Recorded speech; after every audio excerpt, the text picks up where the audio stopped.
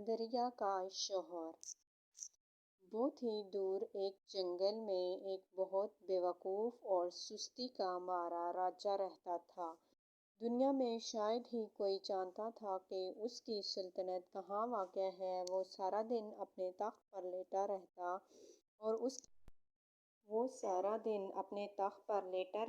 اور اس کے ملازم مور کے پروں سے بنے پنکھوں سے اسے ہوا کرتے رہتے۔ ایک دن اس نے فیصلہ کیا کہ اسے بھی شادی کر لینی چاہیے۔ اس نے اپنے وزیروں اور مشیروں کو دنیا کے ہر کونے میں بھیجا۔ اس کے وزیر اور مشیر بھی اسی کی طرح کے عقل مند تھے۔ اس نے وزیروں کو کہہ کر بھیجا تھا کہ اس کی بیوی ایسی ہو جو زمین پر بھی چل سکے اور ہوا میں بھی اڑ سکے، جس کی شکل انسانوں جیسی ہو لیکن وہ انسان نہ لگتی ہو۔ اس کے 4 بازو اور 4 ٹانگیں ہوں۔ بیچارے وزیر اور مشیر سخت پریشانی کے عالم میں دنیا بھر میں مارے پھر رہے تھے۔ تبھی انہیں راستے میں ایک عقل مند بوڑھا ملا، جسے انہوں نے اپنی مشکل بتائی۔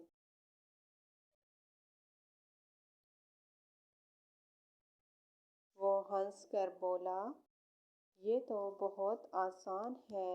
یہاں سے ایک بندریا پکڑو اور اپنے راجا کے لیے لے جاؤ۔ مشیروں اور وزیروں نے اس کا کہا مانا اور ایسا ہی کیا۔ راجا نے بندریا کو دیکھا تو غصے سے کہنے لگا، تم پاگل ہو، یہ تو بندریا ہے۔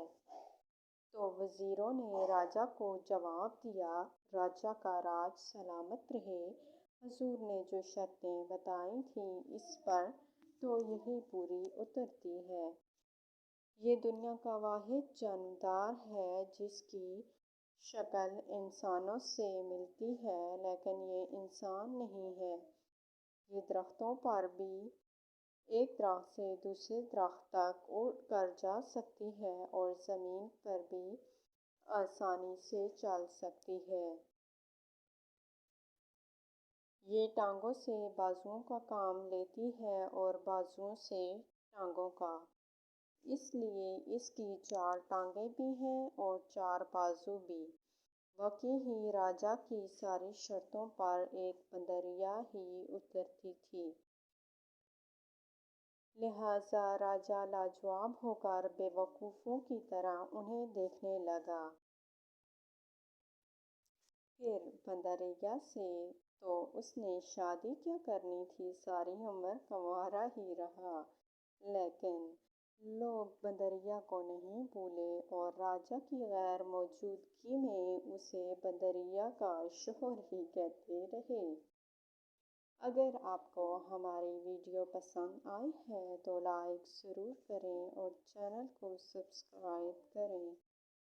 آپ کو کیسی کہانیاں پسند ہیں، کمنٹ میں بتائیں۔ شکریہ۔ خدا حافظ۔